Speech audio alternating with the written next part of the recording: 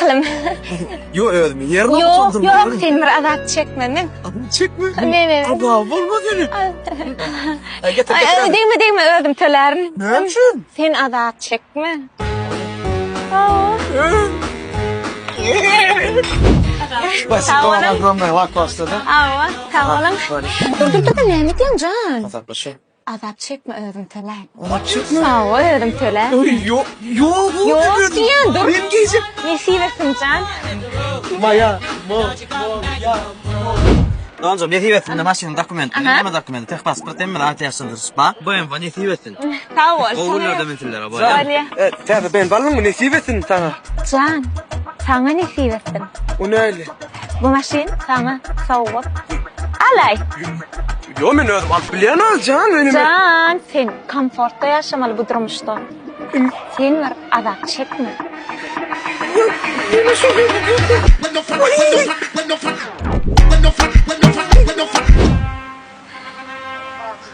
Ne ki çağalıyorsun ha? Can, başla. Abi Ece değil. Kıydım. O ne öyle? Duydun mu lan? Can, sen bir azap çekmedin neydim?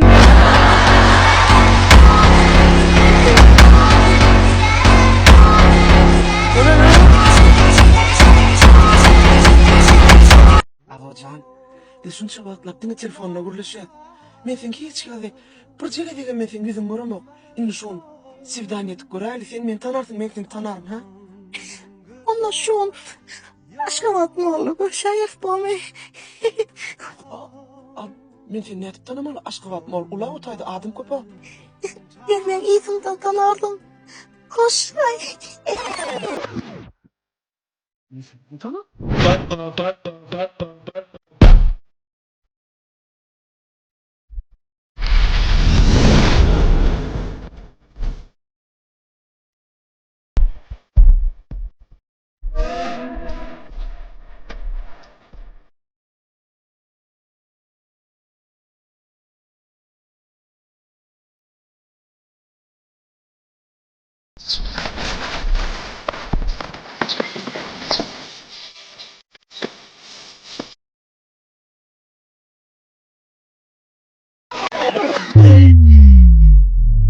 Sen taptın mı?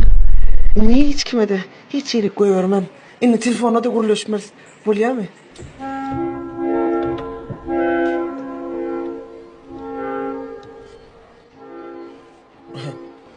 Bas.